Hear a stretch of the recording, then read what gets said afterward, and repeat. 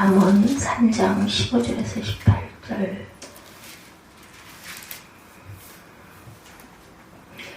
그리고 계시록 22장 1, 2절 말씀이에요. 잠언 3장 15절에서 18절 봅니다.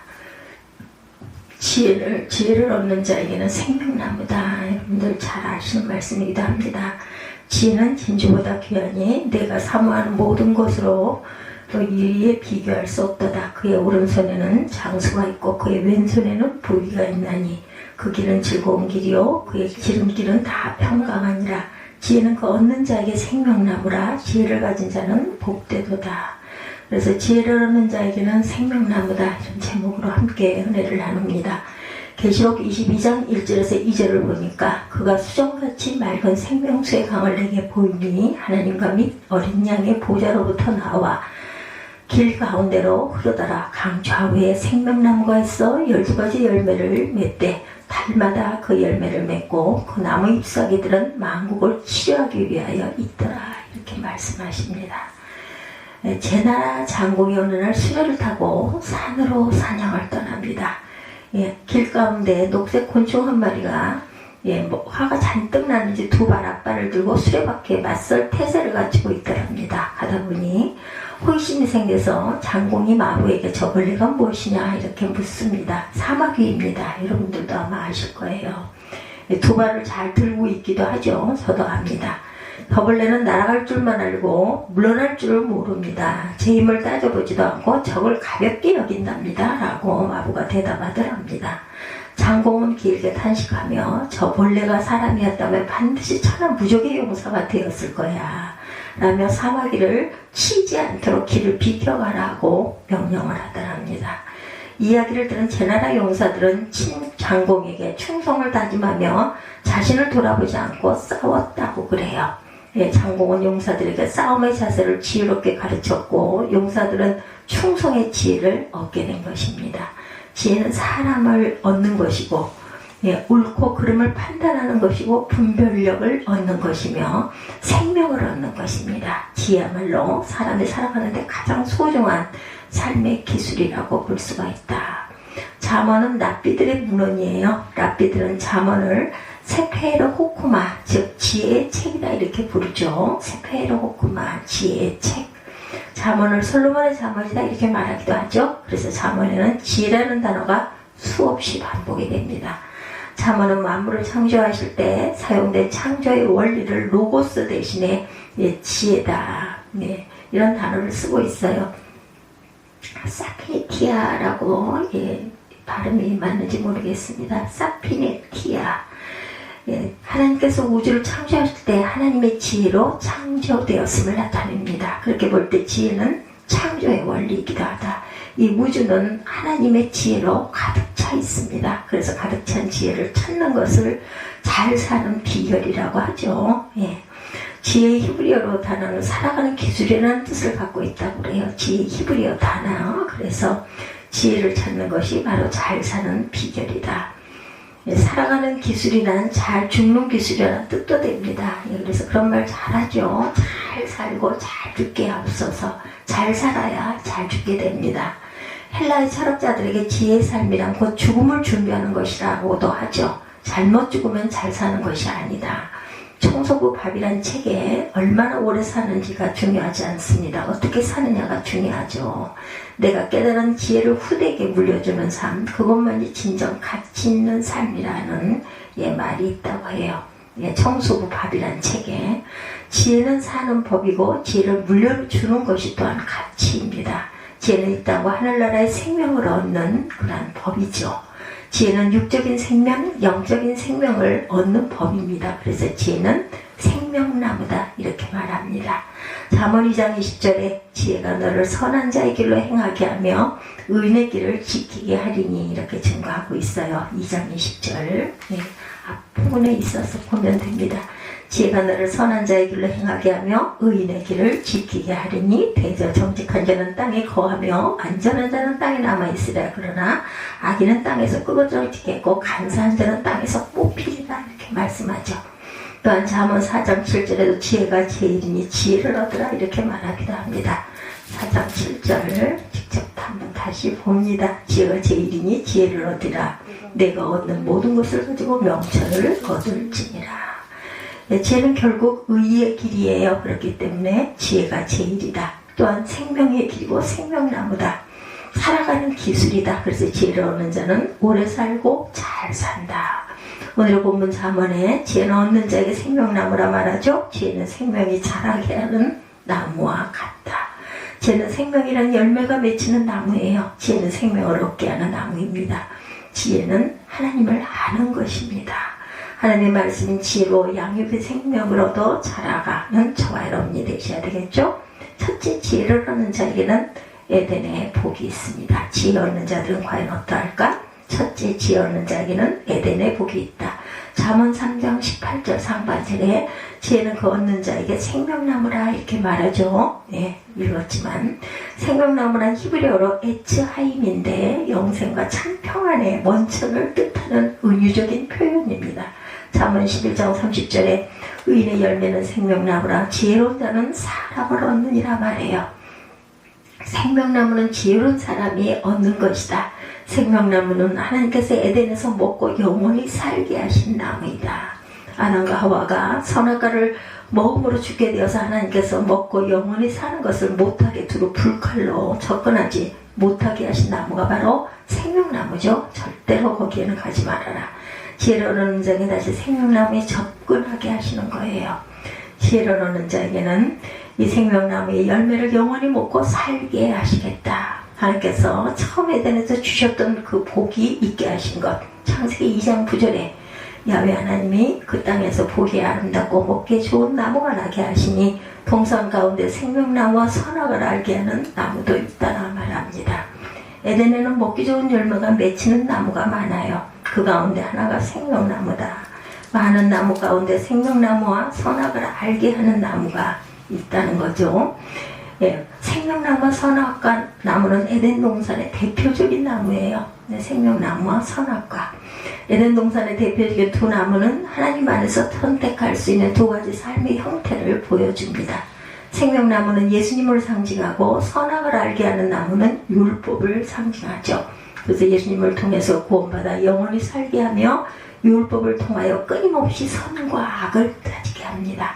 지혜는 분별력이고 선택입니다. 인간은 생명을 선택해야 하는데 죽음을 선택해요.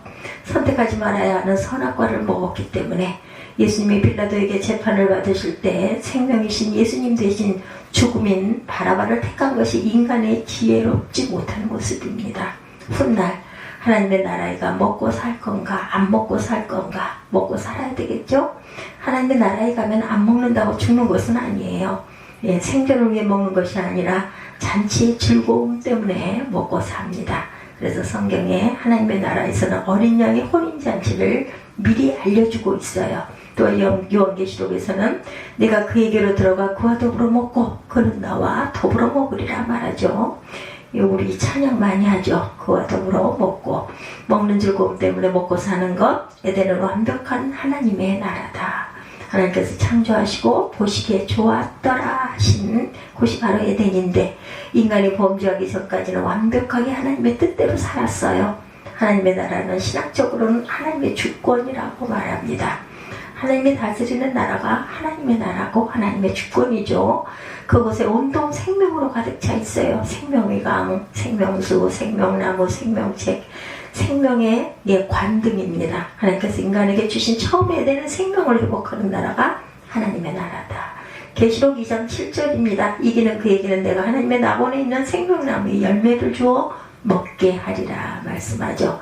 승자가 들어가는 하나님의 나라에 가면 생명나무의 열매를 먹고 살 것이라고 그래요. 생명나무의 열매 먹는 것은 하나님의 나라의 축복입니다. 생명나무의 열매를 먹으면 생명이 있어요. 나무는 자라는데 생명나무는 생명이 자라게 합니다.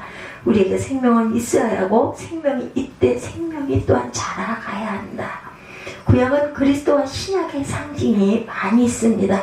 구약에는 나무는 십자가를 상징할 때가 많아요. 이스라엘 백성들이 출애굽하여 광야길에서 물을 만나죠. 근데 이 물은 너무 써서 마시지 못하는 쓴물, 그거 먹고 배탈이 나서 죽죠. 고통을 받습니다.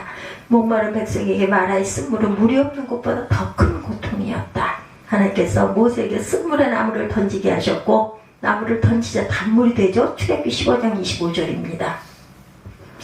그리스도의 십자가는 인생의 쓴물을 단물로 바꾸신다고 말해요. 또한 성경에 나무에 달린 자는 하나님께 저주를 받은 자라고 말합니다. 신명기 21장 23절입니다. 그래서 신명기와 잠언과 창세기가 엮여 있어요. 나무는 십자가이고 그리스도는 저주를 받은 것이라고 말해요. 성경에 나무는 찢길지라도 다시 몸이 난다고 말합니다. 욥기 14장 7절입니다. 그래서 욥기도 등장을 합니다. 구약이 가리키는 나무는 생명을 뜻해요. 지혜는 생명나무다. 생명 얻는 것이 최고의 지혜입니다. 그렇죠?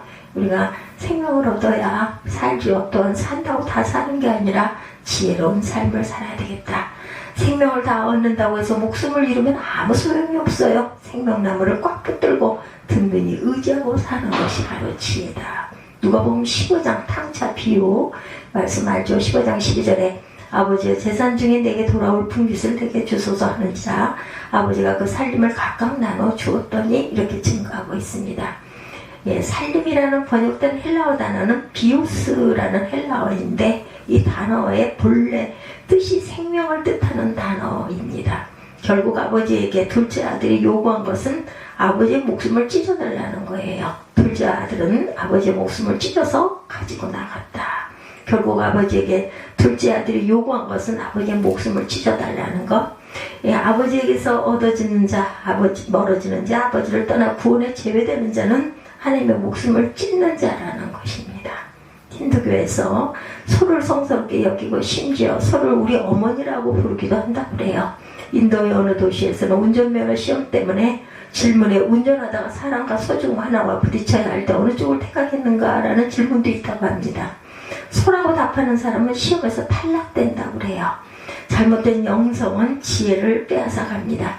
잘못된 영성은 사람의 생명을 경시하게 됩니다. 참 지혜는 생명을 얻는 것이다. 그걸 생명을 얻고 생명의 가치를 알고 살아가는 것이 얼마나 큰 복인지 깨달으시기 바랍니다. 이 생명의 은혜를 주신 하나님께 크게 감사하시기 바랍니다. 둘째, 지혜를 가진 자는 복 있는 자다. 잠언 3장 18절 하반절에 지혜를 가진 자는 복되도다 말씀하죠. 지혜는 온갖 복을 실어옵니다. 지혜는 그 자체가 복이에요. 지혜를 가진 자에게는 예기치 않았던 복이 삶에서 따라오게 되어 있다. 참 지혜는 영생에 이르게 하는 지혜입니다. 세상을 살아가는 도리도 지혜이지만 참 지혜는 이 세상에 잘 사는 것이 아니라 어떻게 살아야 될까요?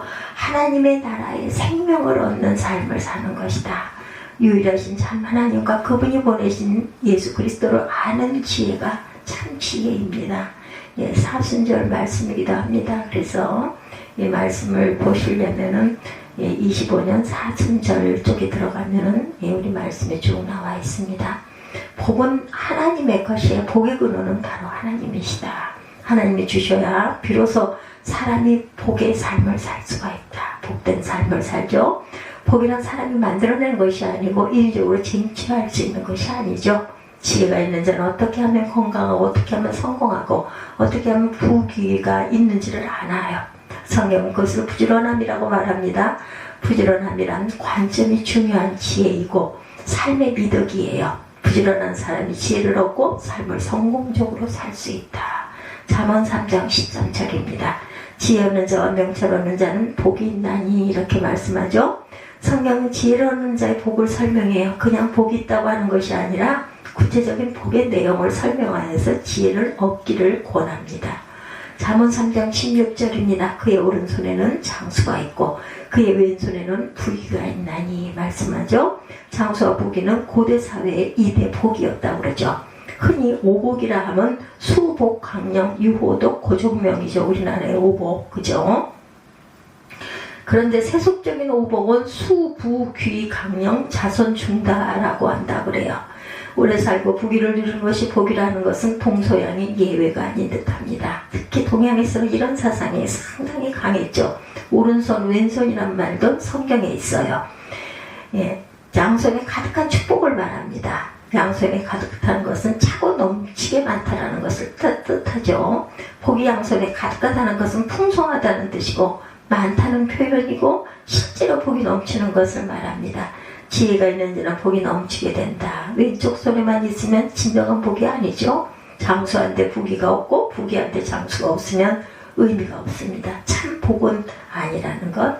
성경은 오른쪽보다 왼쪽보다 좋은 책, 힘 있는 쪽, 좋은 쪽입니다. 오른손이 왼손보다 우월하고 오른손은 능력과 축복과 영광을 상징합니다.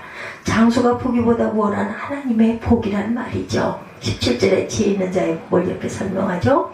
그 길은 즐거운 길이요 그의 지름길은 다 평강이니라. 복 있는 자가 가는 길은 형통하고 사랑하는 모든 삶이 평강의 삶을 살게 해주신다.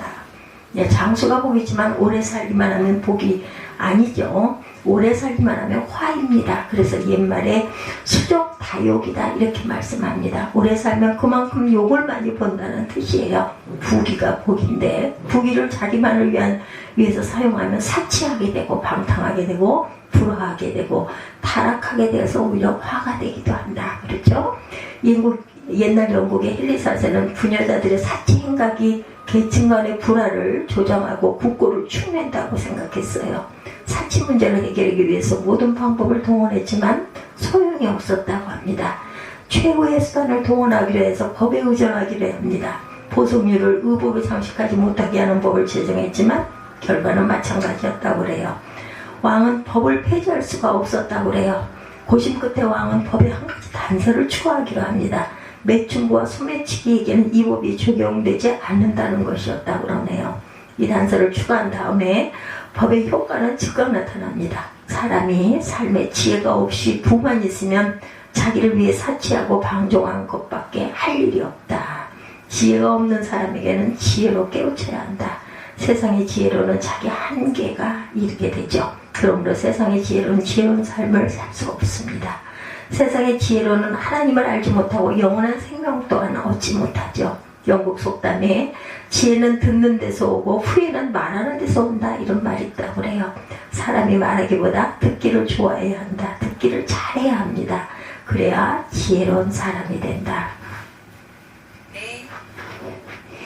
고대 수메르어의 귀와 지혜는 동의어라고 그러네요. 귀와 지혜는 사람이 듣지 않으면 어리석어진다. 그래서 어리석다는 말은 귀머거리다 이렇게 말하죠. 하나님의 말씀을 듣는 귀를 가진 자는 지혜로운 자이며 이런 자는 복 있게 만들어진다. 미국의 30대 대통령 칼빈 쿨리지는 훌륭한 정치가였다고 합니다. 그는 언변이 썩적지 못했지만 정치가로서 최고의 자리는 미국 대통령이 돼요. 대통령이 된 어느 날 기자가 대통령이 되기까지 정치 리더십에 대한 질문을 합니다. 그는 그 질문을 받고 나는 모든 사람의 말을 다 듣습니다. 그래서 내 마음대로 합니다. 그리고 나서 내 마음대로 합니다 하고 대답했다고 그래요. 모두 다 듣는 것이 첫째 지혜다. 그리고 자기 결심대로 하는 것은 둘째 지혜입니다. 다른 사람의 말을 듣는 것은 언제나 우선적 지혜입니다. 하나님의 말씀을 듣는 것은 최우선의 지혜이죠. 성경의 데살로니가서는 현재 그리스도 데살로니키라는 도시라고 해요. 예. 현재 그리스도의 데살로니키라는 도시, 예, 성경에는 데살로니가, 그곳에 성 디메트리우스 기념교회라는 교회가 있다고 합니다. 이 교회에 여러 해 전에 이런 일이 있었다고 그래요. 소피아가 무엇인가? 믿음과 소망과 사랑이다라는 글귀가 새겨져 있다고 합니다. 아주 멋있는 말이죠. 소피아, 지혜가 무엇인가? 소피아가 지혜네요. 믿음과 소망과 사랑이다. 이런 글귀가 이 교회에 세워져 있다고 그랬고, 기념교회에. 지혜는 믿음과 소망과 사랑입니다. 결국 지혜란 뭘까요? 니꼴 복음이죠. 믿음과 소망과 사랑이니까. 바울이 말하는 복음의 그 축약이 믿음, 소망, 사랑입니다. 사람이 예수를 믿고 복음을 따르면 지혜가 생기고 복 있는 삶을 살게 된다. 잠언 15장 31절에 생명의 경계를 듣는 귀는 지혜로운 자 가운데 있느니라 이렇게 말씀합니다. 지혜로운 자는 생명의 경계를 알고 들을 줄 알고 항상 귀가 열려있다. 그리스도는 귀가 열려 있어야 돼요. 끊임없이 들려오는 하나님의 소리를 들어야 하기 때문입니다. 그리스도인은 말씀을 통하여 하늘의 지혜를 믿는 사람들이죠. 우리 모두가 하나님의 소리, 말씀을 통해 말씀 속에 있는 지혜를 얻고 생명의 복이 있는 삶을 누리는 저와 여러분들이 되셔야 할 줄로 믿습니다. 나무는 나무질로 된 줄기로 가지고 있는 식물이에요. 종류에 따라 침엽수, 화렵수로 나누기도 하고 관상수, 유실수로 나누기도 합니다. 나무는 이산화탄소를 흡수하고 산소를 배출하고 지면의 온도를 조절합니다. 나무는 과일을 생산하기도 하고 목재를 생산하기도 합니다. 나무의 잎은 대부분 초록색이죠. 초록색은 눈 건강에 필수라고 합니다. 나무 색깔이 모두 빨간색이라면 사람들은 정신 이상이 될 것이라고 그래요. 나무는 인간의 삶에 없어서는 안 될 아주 유익한 것이죠. 나무는 인간의 삶과 생명과 밀접한 관계를 가지고 있습니다.